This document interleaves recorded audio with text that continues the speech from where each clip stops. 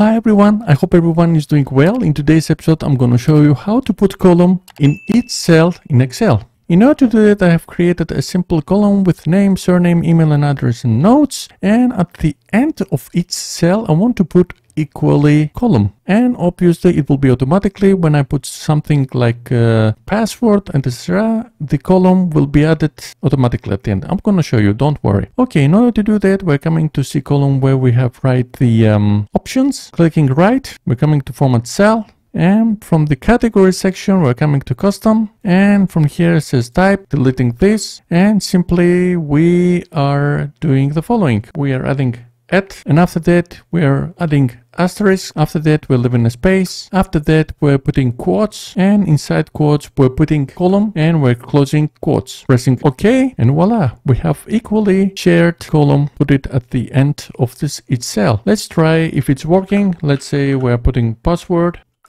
Pressing enter, as you can see, the column added automatically. Let's try something else. Job, for example, as you can see, the column added automatically. So this video was like this. I hope you like this video. If you like it, please give a big thumbs up. And if you're not subscribed to my channel, please subscribe in order to see more future content. Until the next video, have a nice day. Bye bye.